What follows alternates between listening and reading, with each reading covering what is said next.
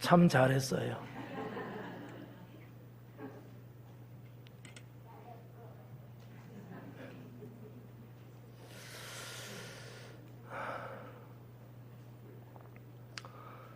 신청해서 한 거야. 특성이 봐. 악보 안 보고 하잖아. 왜 악보 안 보고 한 줄 알아요? 한글을 몰라. 예, 애들이 이렇게 하기까지 얼마나 또 연습을 했겠습니까? 예. 제가 이렇게 가만히 보니까 목사의 설교 한 편보다 더 행복해 하시는 것 같아. 예. 뭐 그러면 됐지 뭐. 예. 감사하고 그 특성은 이렇게 정말 마음에서 신앙으로 그리고 준비해서 하는 게 짱입니다. 예. 뭐 수요일부터 또 특성 또 있죠 누군가? 한글 모르는 애들도 다 외워서 하는데 한글 아는 사람들이 그 나이 돼 갖고도 계속 한글 공부하겠다고 쳐다보고 있으면 좀 거시기 하지. 예. 감사합니다. 오늘 10장에 이제 들어왔는데 우매한 자라는 제목이에요.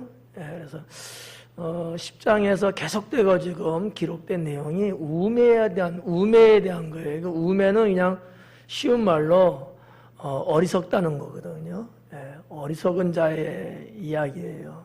그러니까 전도서의 기자가 하나님 말씀을 기록을 하면서 어리석은 자가 어떤 건가 이거를 지금 말씀하고 있거든요. 여러분이 말씀을 통해서 나는 해당되는 게 있는지 아니면 지금은 아니지만 우매자가 될 가능성이 또 혹시나 있는 건 아닌지 좀 살펴보시면서 혹이나 있다면 그러지 않도록 미리미리 지혜롭게 처방을 하시고 이게 좀 관리를 잘해서 우매자로 이야기되기보단 지혜자로 말해줄 수 있는 그러한 성도가 될 수 있기를 축원합니다. 10장 1절 말씀해 보니까 죽은 파리들이 향기름을 악취가 나게 만드는 것 같이 그래요. 요 내용은 고대 근동사회에서 실제적으로 일어나고 있는 것을 비유적으로 하신 말씀이에요. 무슨 얘기냐면 이제 고대 근동 지역에 그 많이 재배하는 그 열매 중에 감람나무거든요. 올리브. 예. 저는 한글로 말할 테니까 여러분 영어로 알아들으시면 돼요. 많이 해갖고 이제 올리브 기름을 이제 짠단 말이에요. 근데 올리브 기름이 사실은 향이 대단해요. 예. 근데 좋아하는 분들도 많이 있잖아요. 전량 다 우리나라도 다 수입이거든. 근데 값이 싸지 않죠. 예. 그럼에도 불구하고 이게 참 건강에 몸에 좋다고 하니까 많은 분들이 사드시고 또 각종 그 음식에 이렇게 올리브유를 사용을 많이 하더라고요. 근데 이렇게 이제 올리브를 쫙 짜갖고 하는데 파리가 진짜 파리가 예. 그 파리는 한국산은 아닙니다. 예. 거기에 태어나서 거기 사는 파리예요. 애굽에도 여러분 10가지 재앙에 파리 때 나오잖아요. 예. 그러니까 제가 거짓말하는 건 아니에요. 이 파리들이 이러면서 이 올리브에 빠져서 죽어요. 그러면 어떻게 되겠어요? 파리가 조금 해도 시체는 시체야. 예. 이게 시간이 하면서 악취를 낸다고. 그럼 원래 올리브유에 향이 있지 않습니까? 근데 죽은 파리 시체로부터 나는 냄새 악취가 있잖아요. 그거를 지금 말하고 있는 거예요. 예. 이해 가죠? 예. 죽은 파리들이 향기름을 악취가 나게 만드는 것까지 뭐라 그랬냐? 적은 우매가. 그러니까 어리석음은 비록 작은 것이라 할지라도 이런 뜻이에요. 어떠냐? 지혜와 존귀를 난처하게 만든다 그래요. 지혜와 존귀 좋은 거잖아요. 지혜로움과 존귀로움을 난처하게 만드는데 이게 무슨 얘기냐 하면 상당히 그 나쁜 영향을 많이 끼친다는 거예요. 예. 그러니까 내가 우매함이 좀 있어. 그런데 이거 말고도 지혜롭다든지 존귀함이라든지 이게 좋은 것들이 또 있지 않겠어요? 여기에 미치는 영향이 크다는 거야. 근데 어떤 영향이 크다고 하는 거냐? 좋은 의미가 아니고 나쁜 것, 악한 영향이 크다고 하는 겁니다. 이거를 비유적으로 솔로몬은 기록하고 있다라는 거죠. 그렇다고 보면 우리는 이 어리석음을 갖고 살아야 될까요? 그러면 안 될까요? 안 되잖아요.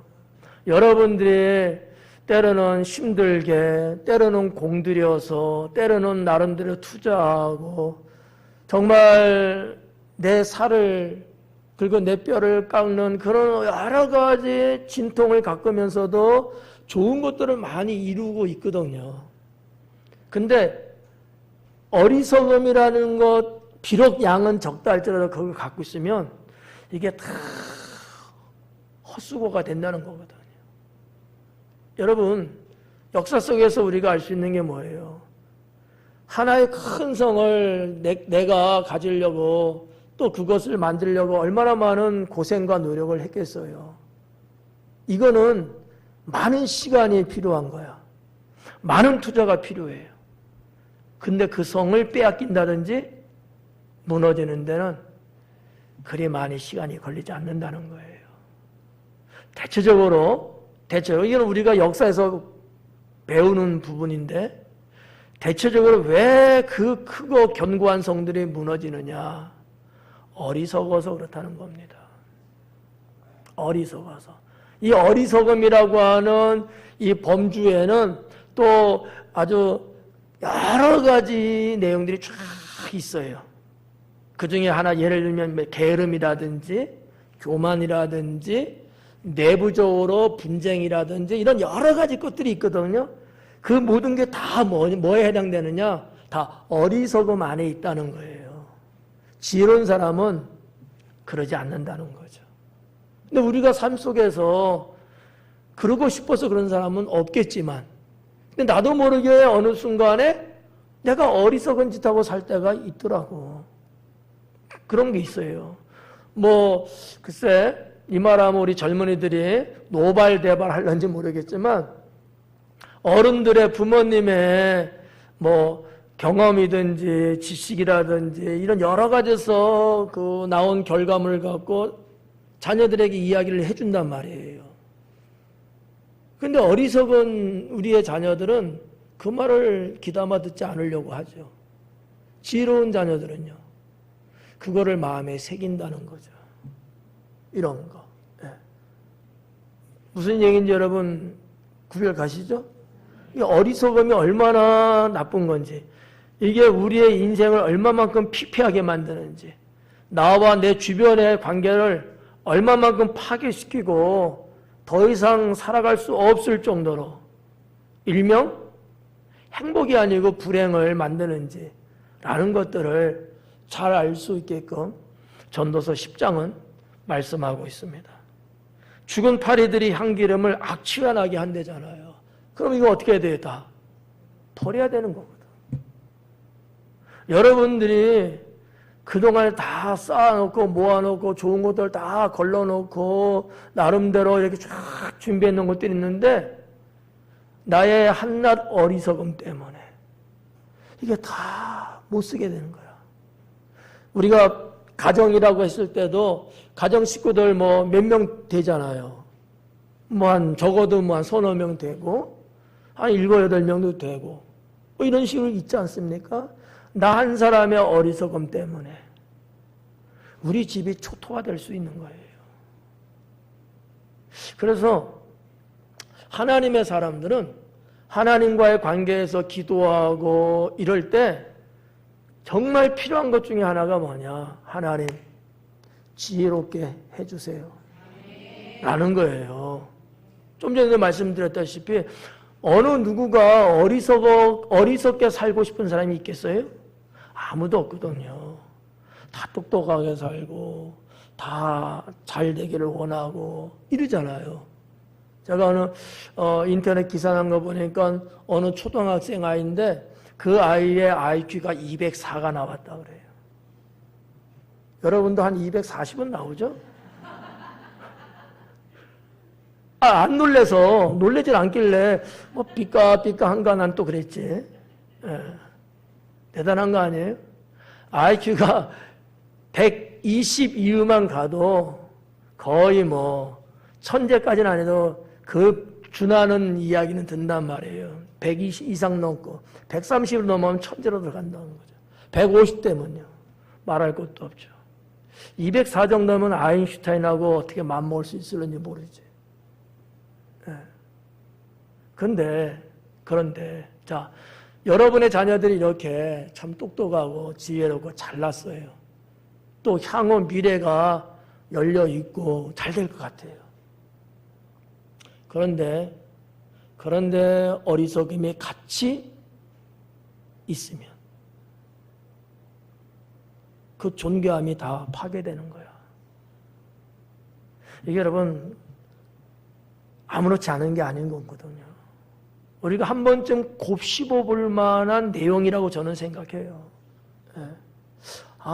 내가 아버지로서 내가 어리석음을 행사하면 우리 집도 울고 내 자녀들의 인생이 걸림돌 될 수도 있겠구나.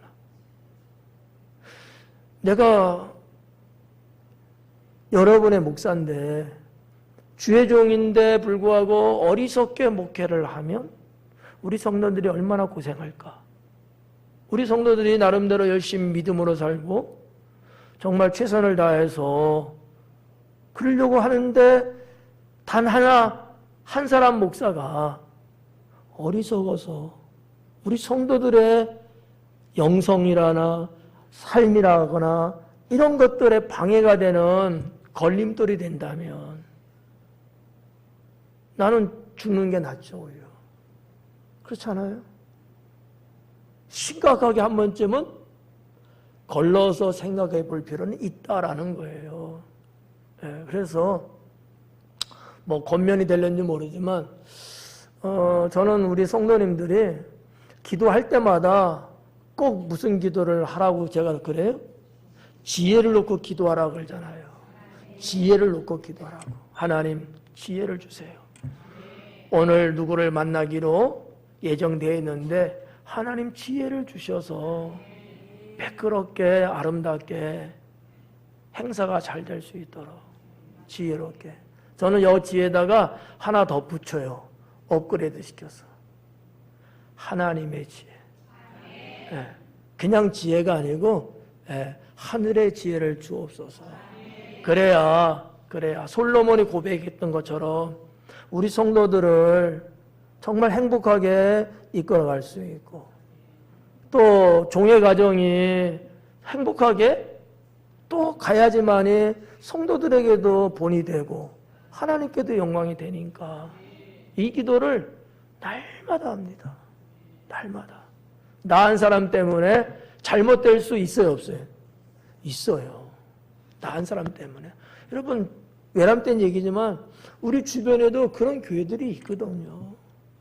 정말 다들 훌륭하고요. 다들 잘하고 있고요. 다들 열심히 살려고 해요. 근데 주의종 한 사람이 어리석어서 그런 성도들의 이 목줄을 딱 붙잡는 경우들이 있다고. 저는 누워서 침 뱉기 같은 얘기인데 말하자면 그런 얘기예요. 근데 그게 저만 해당될까요? 아니에요. 우리 모두가 다 해당되는 겁니다. 근데 사람의 지혜는요, 한계가 있어요. 사람의 지혜는. 안 될 때도 많고요. 착각을 일으킬 때도 많습니다. 그러나 하나님이 주시는 하늘의 지혜는 그렇지 않아요.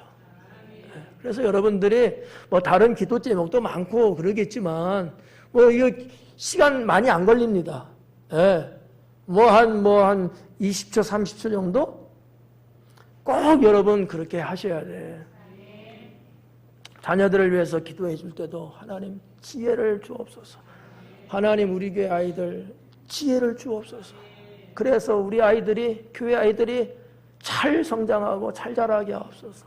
하나님이 싫어하는 일을, 그런 인생 살지 않고 하나님이 기뻐하시고 영광되는 삶을 살 수 있도록 우리 아이들에게 하늘의 지혜를 주옵소서. 이런 기도는요, 아무리 많이 해도 넉넉하지가 않아요. 계속 해야 되는 거예요. 계속. 예.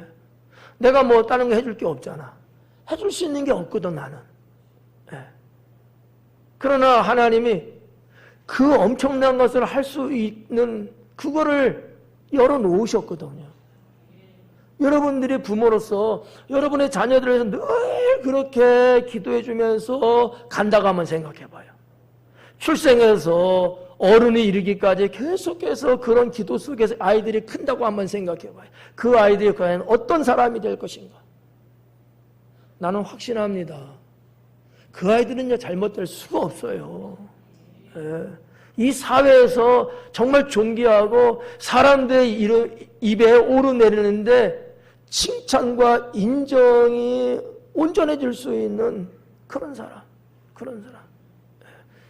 뭐 이따가도 언급이 될는지 모르겠습니다만 조금 사람이 볼 때 좀 뭐 부족함도 있고 어디 뭐 조금 그런 것도 있다고 쳐. 예를 들어서.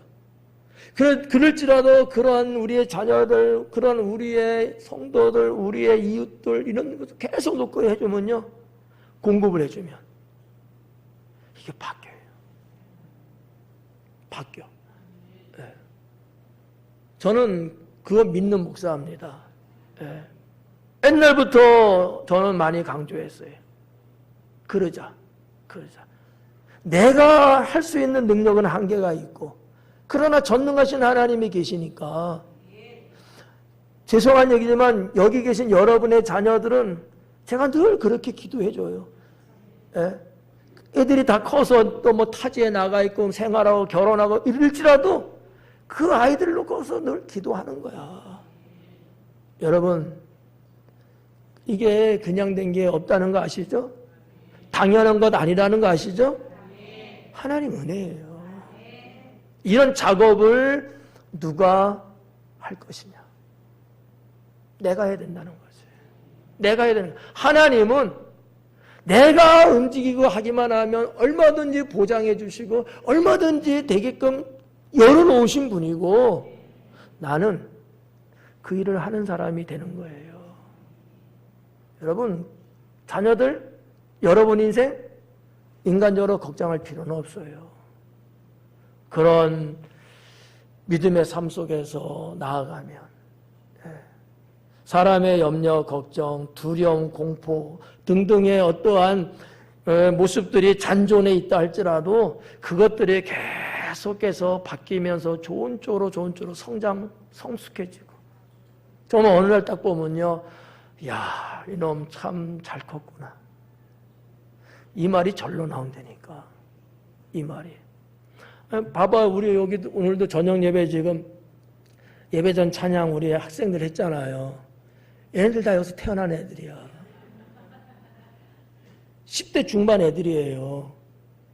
얘네들이요, 뭐 어떻게 여러분 생각할지 모르지만 이렇게 어른들 많이 있는 가운데 전혀 문제없이 찬양인도 잘하잖아. 네 자식들이야.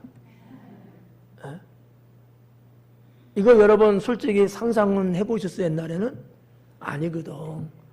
우리가 주의 사랑과 은혜로 아이들을 위해서 기도해주고 지도해주고 양육하고 이렇게 나서서 앞에 설 수 있도록 또 환경을 또 해주고 이런 것들이 하나하나 다 이게 종합적으로 되면서 이 아들이 10대 벌써 중반에 이게 가능하고 이 아들이 이제 청년 돼봐요.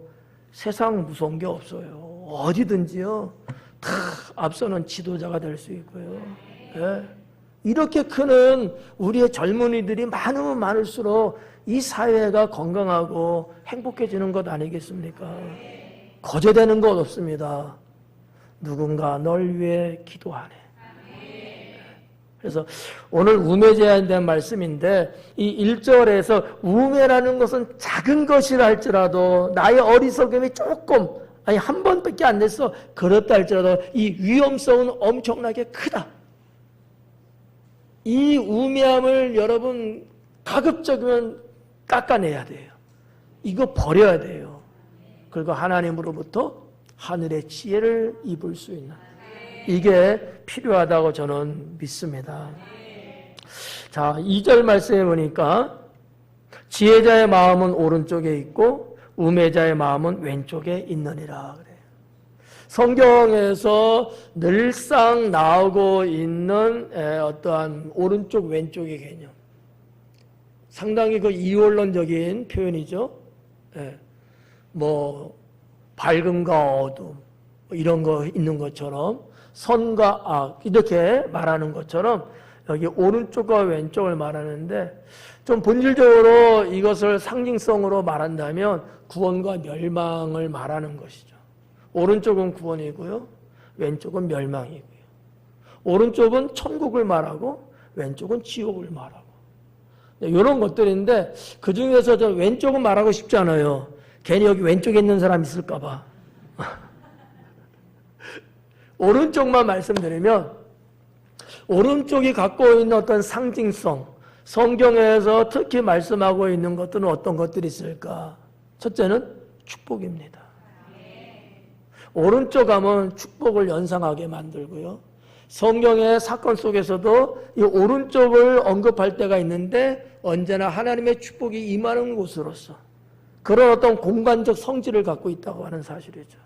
그래서 다른 사람들은 모르지만 기독교인들은 그냥 암암리적으로 그냥 어떻게 몸에 배 있는 것처럼 기양이면 어느 쪽으로 가요? 오른쪽으로. 오른쪽으로. 나쁜 건 아니에요. 그게 무슨 뭐 절대적이다 뭐 이런 건 아니지만 그런 게 몸에 어느 정도는 다들 배어 있는 거죠. 이유는 성경에서 그렇게 말하고 있기 때문이죠. 그래서 이 오른쪽은 이 축복을 이제 상징적으로 말하는 경우 있고, 그 다음에 의로움을 말할 때 악함이 있고 의로움 있잖아요. 의로움 말할 때 오른쪽은 의로움을 표현하는 거예요. 네. 여러분은 오른쪽에 계셔요? 왼쪽에 있어요? 아닌 것 같은데 내가 볼 때 왼쪽인데? 네. 그 의미, 그 신앙의 어떤 성질적인 부분들을 여러분들이 그걸 아시면 돼요. 예, 그래서 이제 의로움을 말할 때 항상 오른쪽. 여러분 양과 염소도 이렇게 이야기하지 않습니까? 양도는 오른편으로, 염소는 왼편으로.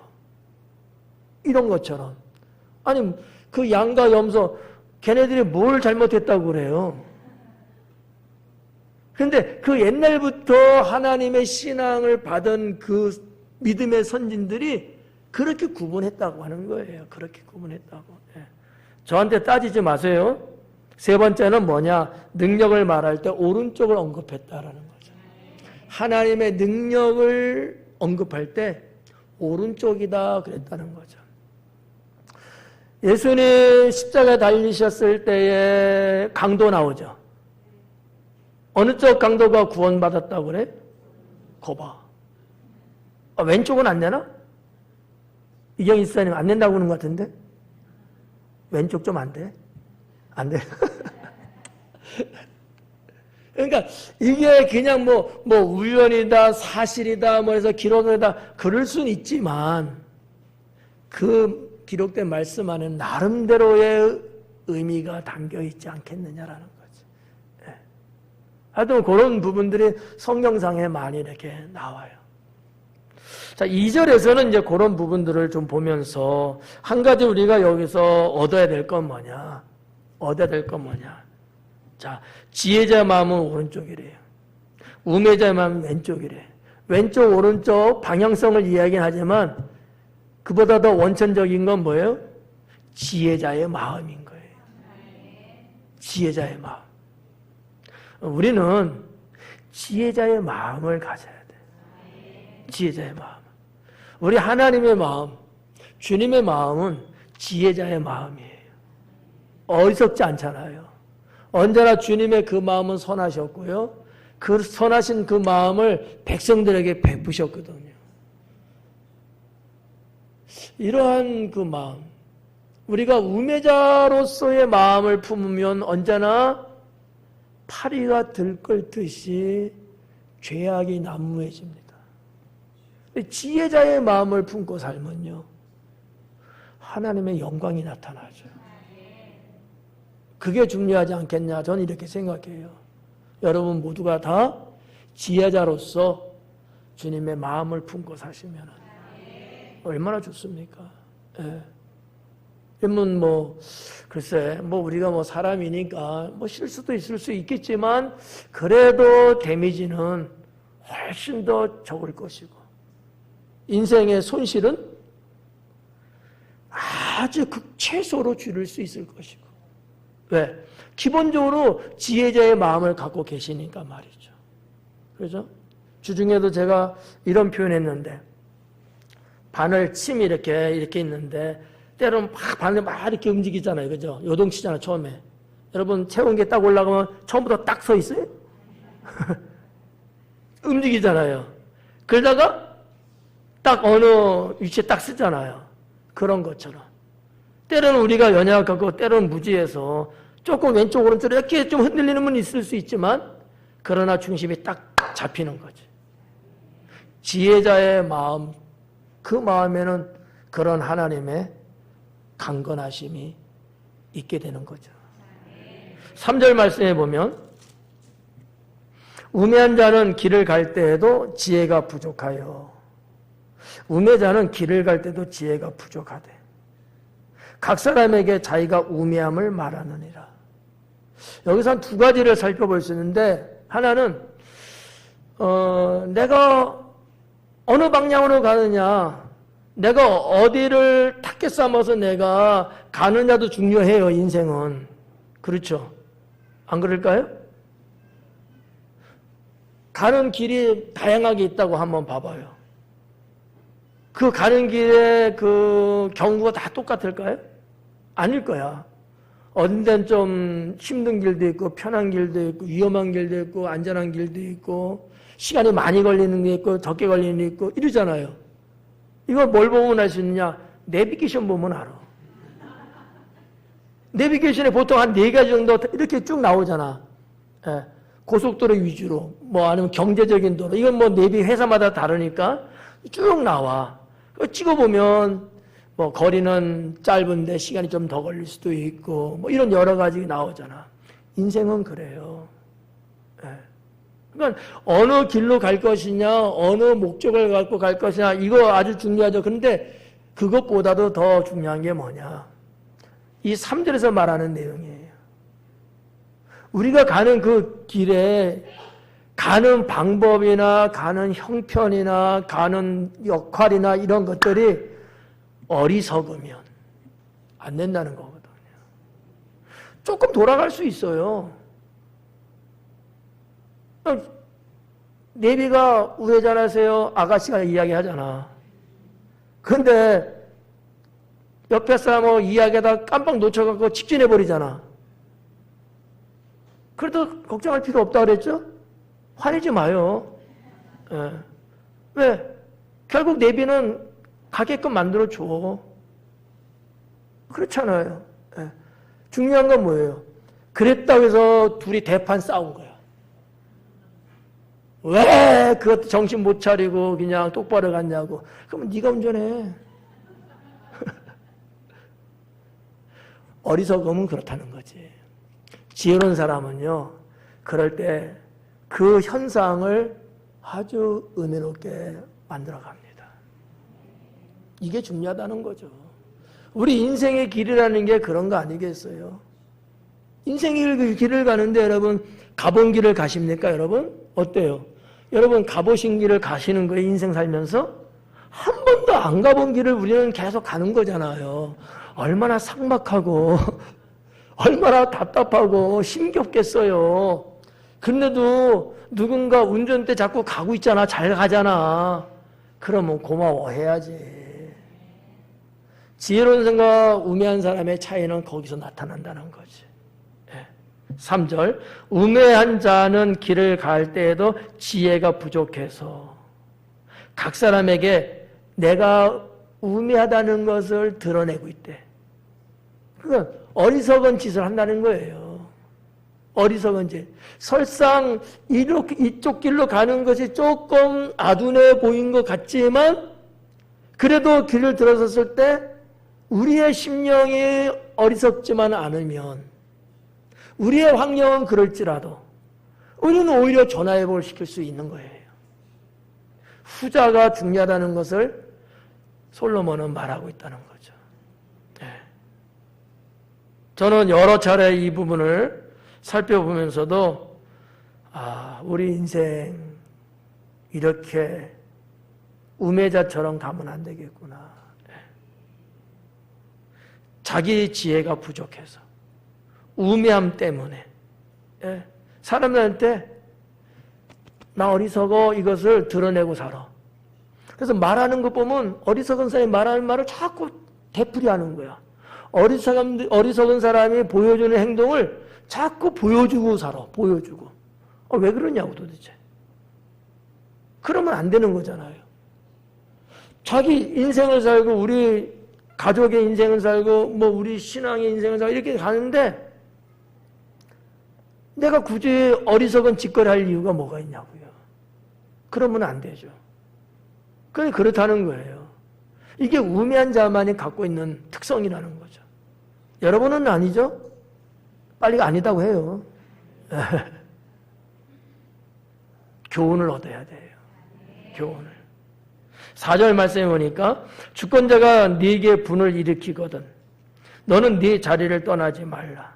공손함이 큰 허물을 용서받게 하느니라 그래요.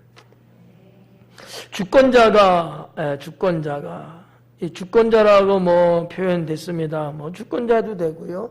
권력자, 지도자 등등의 이런 권세 있는 사람을 말하는 거예요. 주권자가 너에게 분을 일으키거든 너를 좀 속상하게 하고 너 좀 화가 나게끔 만들고 네 감정을 조금 건드리고 너 보고 뭐 잘했는데도 잘했다는 칭찬 안 하고 자꾸 욱박 지르고 이런다 한단 말이에요. 그럴 때 있어요 없어요? 있는 사람 몇 명 안 되네? 많을 줄 알았는데 나는 정말 잘하려고 열심히 했고 뭐 했는데 뭐 이유는 뭔지 모르지만 근데 나한테 속상하게 해주는 거야. 직장의 뭐 상사나 아니 뭐 CEO 뭐 사장이나 뭐 이런 거. 아니 뭐 학교에서는 우리 학생들 학교에서 나름대로 나는 그래도 선생님 해갖고 이렇게 잘하고 친구들하고 잘하고 있는데 아니 근데 선생님이 괜히 불러갖고 야 임마 너는 생긴 것도 그렇게 시커멓게 생겨갖고 나한테 하는 얘기야. 나한테 하는 얘기야. 내가 뭘 잘못했다고 괜히 나를 욱박지르고 그러셔. 그러다 보면 어때요? 젊은 애들이 욱하고 화가 나고 성질 나잖아. 그런 얘기거든. 이게 인생의 다반사예요. 어릴 때는 어릴 때로 생기고 젊을 때는 젊을 때도 있고 나이 먹어서까지도 있다니까. 아니 어떻게 한번 그냥 양로원에 갔더니만 나보고 쓰레기 갖다 버리라 하잖아. 나도 늙었는데. 나도 늙었는데 같이 늙어가는 처지. 내 나이가 80이요? 근데 83살 먹은 양반이 나보고 심부름 시키는가. 쓰레기 갖다 버리라고. 이게 뭐 별거 아니고 넘어갈 수도 있는 거지만 사람마다 그래도 자기 나름대로의 자존심도 있고 뭔가 있잖아 입장이. 근데 그날따라 아유 할머니하고 한바탕 하고 왔대. 속이 얼마나 긁어졌겠어요. 근데 그 말을 딱 들으니까 화가 확 치밀어 오르는 거야. 이런 일도 있을 수 있어. 사는 데 있어서. 시어머니한테 잘하고 사는데 괜히 그냥 힘들게만 힘든 것만 나한테 시키고 이런 거 있잖아. 미안해요. 십자 건드려서. 그냥 우리의 삶 속에 그냥 언제든지 일어날 수 있는 스토리들이거든. 그럴 때 어떻게 하라는 거냐 이거죠. 그럴 때 어떻게 하라는 거야. 그럴 때 여러분 보편적인 사람들은 어떻게 해요? 에이씨 여기 아니면 뭐 내가 뛰쳐나가잖아. 아, 이 동네는 안 그러네. 사람들 됐네. 됐어. 예. 무슨 얘기인지 알아요? 그러면 안 된다는 거야. 여기 공손함이라는 단어를 사용을 했어요. 예. 그런 일이 너한테 딱 왔을 때 자리를 박차고 뛰쳐나간다든지 서로 그냥 싸우게 날겨든다든지 뭔가 그런 대립적인 그런 거 갖지 말라는 거예요. 그 자리를 견디고 지키라는 거야. 그러면 너의 그 공손함이 내 인생을 복되게 할 수 있다라는 거거든요.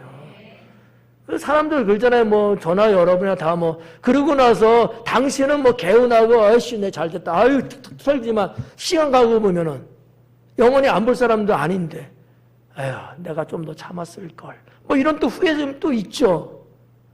그때는 왜 못했대? 그런 얘기예요. 4절 말씀이. 주권자가 내게 분을 일으키거든 너는 네 자리를 떠나지 말라. 공손함이 큰 허물을 용서받게 하느니라.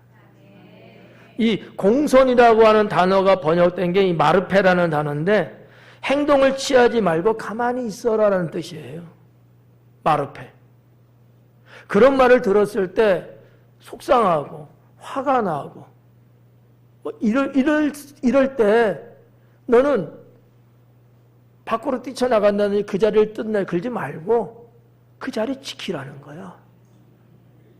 그러면 이 공손함이 결국은 큰 허물을 용서받게 한다는 거지. 뭐 중국 역사 같은 데 이렇게 보면 뭐 다른 나라도 다 있죠. 근데 보편적으로 중국 역사 같은 데 이렇게 보면 말이죠. 이렇게 나갔어요. 뭐 옛날에 뭐 다 뭐 진나라든 뭐 수나라든 뭐 여러 나라들이 많았잖아요. 황제가 그걸 딱 보고서요. 그날 바로 죽였대잖아. 전화 안 왔어요? 아니 어느 한전이라 어느 앞이라고 속상함은 마저 그러나 그걸 참지 못하고 표출해서 결국은 사람을 보내서 죽이는 사건들도 있고 현대사회 같으면요 뭐 직정이라고 본다면 그 자기의 직을 유지할 수 있을까요? 유지 못해요. 이렇게 저렇게 해서 결국은 직장 그만둘 수밖에 없게끔 만들겠죠. 그러니까 이 쉽지는 않은 건데 그때 내가 내 자리를 지키고 꼭 참고 견뎌냈다면은 혹여나 또 다른 어떠한 뭔 큰일이 나한테 생겼을 때 참고 내가 나를 관리했잖아요. 이거를 다른 사람이 보고서 좋게 본 거야. 값지게 본 거예요. 야, 이 사람은 됐다. 근데 그런 내가 무슨 시비에 걸려든 거야. 그럴 때 주변 사람들이 그런 나를 살려줄 수 있는 거지. 이런 일들은요, 세상에 다반사입니다. 많아요. 네. 그러니까, 여러분들이 늘 말씀드리는 거지만, 자기 감정 관리에 잘해야 된다는 거야. 감정 관리 잘해야 된다. 우리는 다 미숙해요. 다 미숙합니다. 죄송해요. 다라고 해서. 근데 사실이야.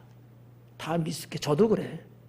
그래서 순간순간 오버할 수도 있고 실수할 수 있어요. 그러나 그런 내가 나를 관찰하고 나를 잘 붙들어 매고 견뎌내면 큰 제목이 되거든요. 4절 말씀은 그렇게 정리를 합니다. 자, 5절 말씀은 조금 방향이 조금 돌아서면서 말씀을 적었는데 내가 해 아래서 한 가지 재난을 보았노니 곧 주권자에게서 나오는 허물이다 그래. 요 말을 조금 달리 좀 하면은 이게 조금 이렇게 좀 뭐라 할까 듣기 좋은 단어로 좀 이렇게 번역이 됐는데, 내가 헤아려서 한 가지 패단을 보았노니 이렇게 돼 있어요. 패단이에요. 재난이 아니고. 이 재난하면은 무슨 뭐 자연재해를 입었나, 무슨 뭐 이런 재난 그런 쪽으로 많이 보잖아요. 그게 아니고 패단이에요. 잘못된 것을 말하는 거예요. 헤아려서 잘못 가고 있는 것들을 내가 봤다는 거야. 패단을 봤다는 거야. 있어서는 안 돼. 있을 수 없는 거예요. 순리가 있잖아요. 순리를 따르지 않고 있는 거야. 패단이라고 하는 것은. 그런 걸 봤다는 거죠. 근데 뭐라 그랬어요? 재난을 보았노니, 패단을 보았노니 곧 어떤 거냐? 주권자에게서 나오는 허물이다 그래요. 이 허물이라는 단어를 풀어서 좀 말씀드리면 악함이 들어있는 실수. 원어적인 설명이에요. 그냥 단순 실수가 아니고 악함이 들어있는 실수야. 좀 어떻게 보면 좀 뭐 계획적이라든지 실수는 실수인데 평소에 갖고 있는 악함이 있는 자의 실수 이런 것들. 이런 걸 봤다는 거예요. 근데 그 대상자가 지금 누구라고 말하냐면 주권자라는 거죠. 주권자 한 사람이 미치는 파급, 영향 엄청나죠. 국가에서는 현대로 말하면 대통령, 옛날로 말하면 왕, 직장에서는 뭐 CEO, 학교에서 뭐 선생님, 뭐 교회에서 목사님, 뭐 이런 등등으로 뭔가 이렇게 대칭이 되는 게 있잖아요. 근데 이 주권자들의 패단이 있다고 하는 거예요. 좀 전에도 말씀드렸지만 누구나 다 우리는 인간이기 때문에 실수는 있어요. 근데 그 실수의 성격에 악함이 있는 실수는 있어서는 안 되겠지. 요거 이해가요? 무슨 말인지? 악의가 있는 허물이 있어서는 안 된다는 거예요.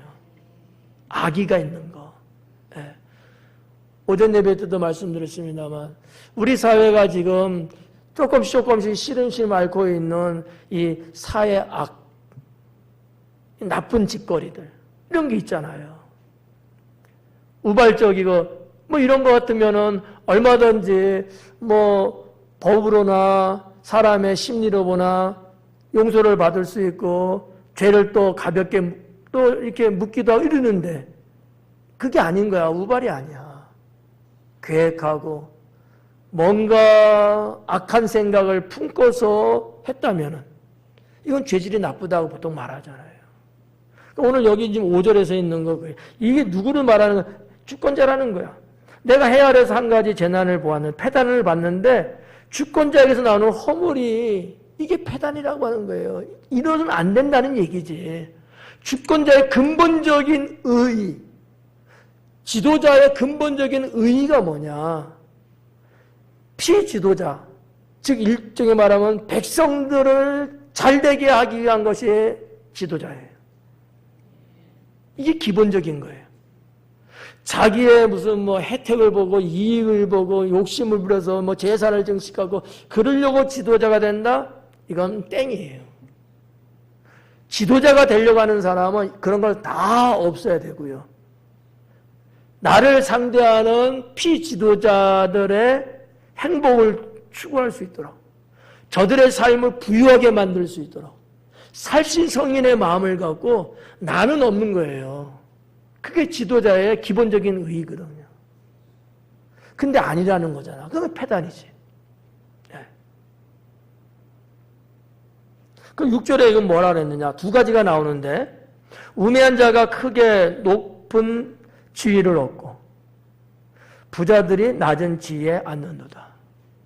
이게 패단이라는 거예요. 비정상이라고 저는 생각해요. 자, 우매자가 크게 높은 지위를 얻었대요. 그러면 높은 지위에 올라가 있는 사람이 우매해, 어리석어. 그러면 그 휘하에 있는 많은 사람들은 어떤 결론으로 갈까? 불행해지는 거잖아요.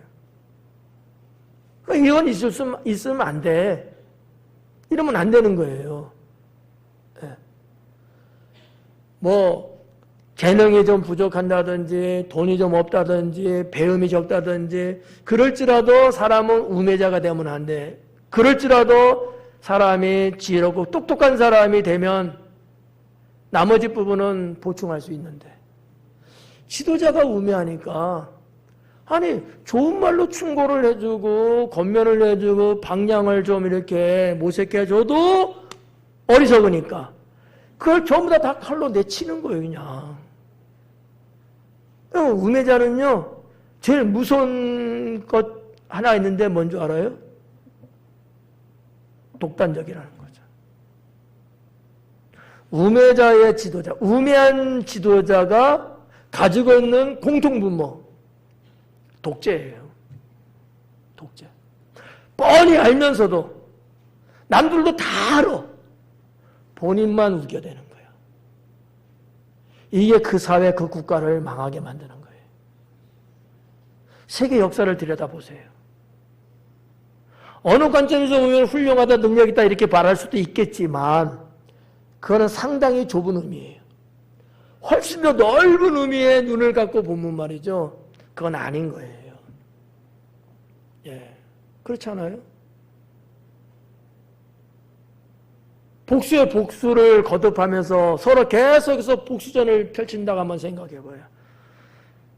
다 나름대로 이쪽은 이쪽대로 이유가 다 있어요. 이유가 성립됩니다.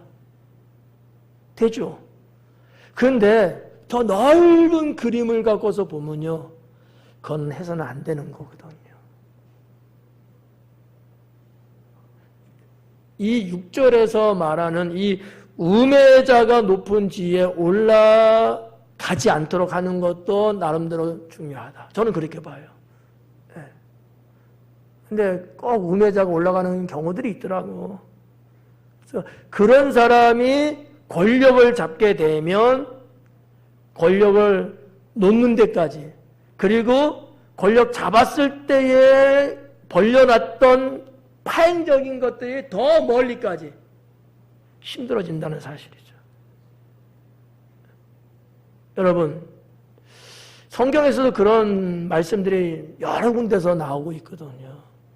그래서 우리가 이렇게 한번 생각해봐요. 저는 이제 목사니까 저도 지도자의 축에 드니까 저를 위시로 해서 여러분들도 선생님 계시고 구역장도 계시고 위원장도 계시고 뭐 회장도 있고 뭐 이렇게 쭉 있으시잖아요.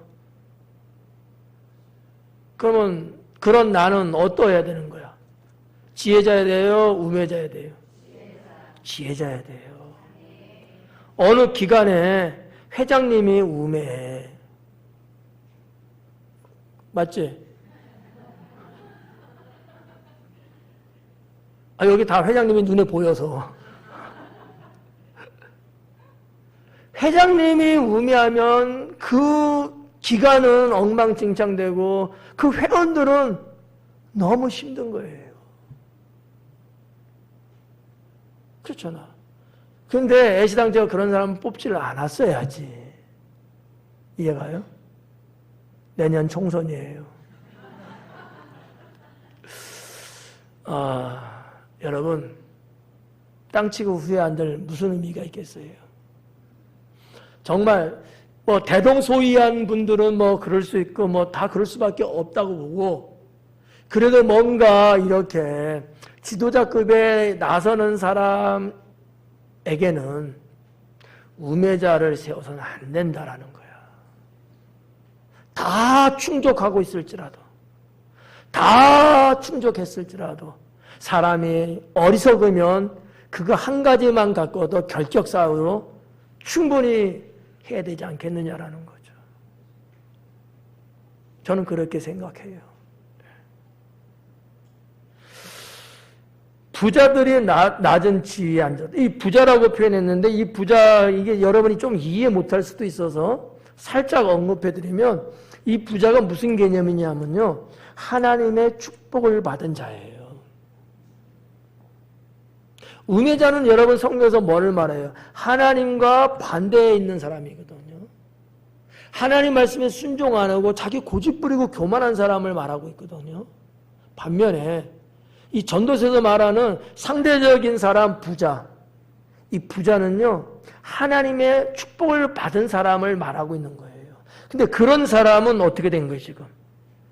에? 낮은 지위에 앉았대요. 그러니 이 사회가 이게 꼴이 말이 아니지. 그렇잖아요. 뭐 다른 이 부자라는 말을 히브리적으로 다르게 또 말하면 어떤 사람을 지칭하는데 문학에서는 썼느냐면 능력 있는 사람이라고 했어요. 단어는 부자가 맞는데 의미적으로 능력 있는 사람을 가리키는 거예요. 우리가 시편에 보면은 다윗도 그런 고백 많이 했거든요. 나는 가난하오니. 가난하다고 했거든요. 그럼 우리는 가난하면 이게 없어서 가난이잖아. 이것만 말하는 게 아니에요. 가난은. 지식이 떨어진 것도 가난하다고 봤고 하나님을 향한 열망이 부족한 것도 가난이라고 말했고 주님이 준 축복을 덜 받은 것도 가난이라고 봤고 심지어는 아파서 병든 상태도 가난이라고 이야기를 했거든요. 부자는 반대적인 개념으로 보셔도 돼요. 하나님의 축복을 받은 사람이고 하나님의 권능을 입은 사람이에요. 이런 사람이 여러분 이 사회에 어떠한 기관과 조직에서 지도자가 돼갖고 가면 얼마나 좋아요. 근데 그게 아닌 거야. 이게 패단이라는 거예요. 정말 훌륭한 사람, 일할 만한 사람, 그런 사람이 딱 있으면 얼마나 좋습니까? 근데 그렇지 못한 사람이 자리만 꿰차가 앉아갖고 말이죠. 자기 욕심만 부리고 있는 거예요. 그 꼴이 말이 아닌 거죠, 그러면. 내년 잘 생각하세요. 7절에 또 내가 보았노니 종들은 말을 타고 고관들은 종들처럼 땅에 걸어 닿는도다 그래요. 이것도 지금 패단인 거야. 이게 거꾸로 됐다고 하는 거예요. 6절은 제가 볼 때 6절은 비정상이라고 저는 본 거고요. 7절은 거꾸로 됐다. 비정상이라는 개념보다도 이게 거꾸로 뒤집어졌다. 이렇게 저는 이제 해석을 합니다. 자, 봐봐요. 자, 종들은 뭘 타요? 말을 탔대요. 고대 근동사회에서 여러분 교통수단으로 사용되는 짐승들이 몇 가지 있어요. 그 중에 대표적인 게 말. 그 다음에 여러분이 말해봐. 그렇지. 말할 줄 알았어, 내가. 세 번째. 그렇지. 낫이야. 나귀. 근데 낙타와 나귀는 일반적인 사람이나 가난한 사람이 타요. 말은 당시에 그런 사람은 못 탔어요. 그러면 누가 타요? 힘이 있고 권력이 있고 돈 있고 이런 사람들만 타는 거야. 근데 이 말은 그 당시 고대 근동사회에서 아주 오래된 수천 년 전 얘기죠. 그때 이 말은 그러면 어떨 때 사용했느냐? 하나, 군사용으로 썼어요. 전쟁할 때. 민간에서 이렇게 할 때는 쓸 수가 없는 거야. 비싸고 수요도 그렇고. 그러니까 대체적으로 군사용으로 많이 썼어요. 그 외에는 평상시에는 권력 있는 사람들, 부유한 사람들, 일반 평민은 말 못해요. 낙타나 노새 같은 나귀 그런 거 이렇게. 그러니까 예수님이 예루살렘 들어가실 때 뭐 타고 들어갔대요? 나귀. 이렇게 천하게 주님이 들어갔다는 거예요. 그것도 새끼. 욕 아니야? 오늘 저녁 예배 우리 목사님이 욕했어. 막.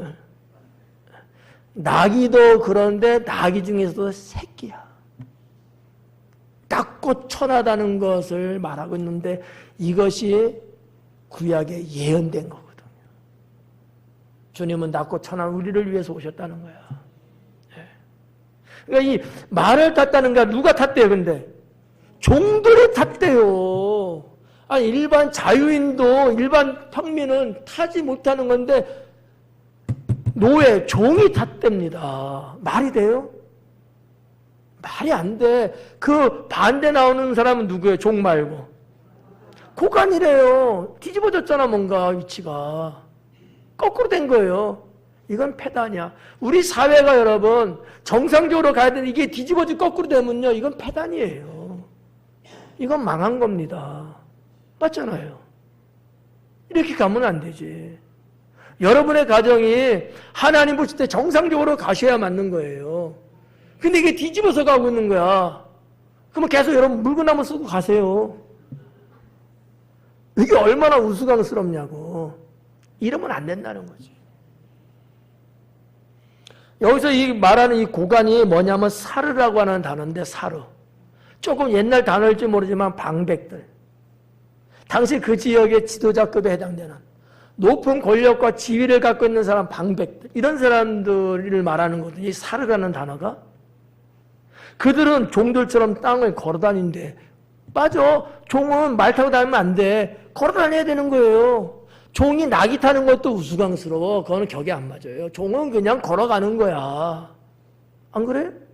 맞잖아요. 종이 어디 감히 나귀를 타고 낙타를 타고 말을 탑니까? 이건 말이 안 돼요.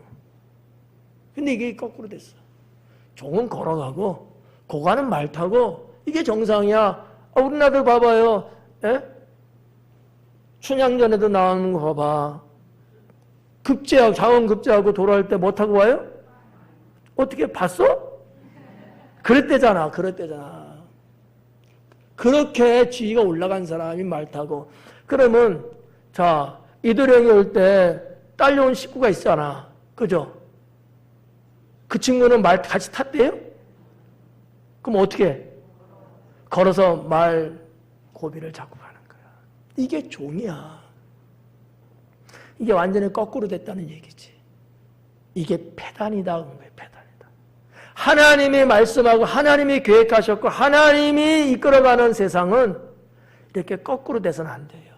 정상으로 가야 된다는 얘기예요. 정상으로. 당장은 거꾸로 가도 아유 뭐 견딜 수 있겠지 이러지만 아니요. 이건 멸망입니다. 멸망이에요. 성도들이 하나님을 믿음으로 살고 그 가운데 하나님이 주시는 축복을 받고 주어진 인생의 시간을 즐기고 나누면서 사는 거. 이게 정상이에요. 근데 하나님이 축복 주셨는데 그 받은 축복 갖고 죄 짓는 데 쓰는 거야. 죄 짓는데. 정상이에요? 비정상이에요? 온전한 거예요? 잘못된 거예요? 잘하시네. 여러분 우리가 그런 사람이 돼서는 안 된다라는 거지. 안 된다라는 거예요. 예. 아셨죠? 아셨기 때문에 여기서 끝. 그래서 오늘 7절까지 봤습니다. 기도합니다.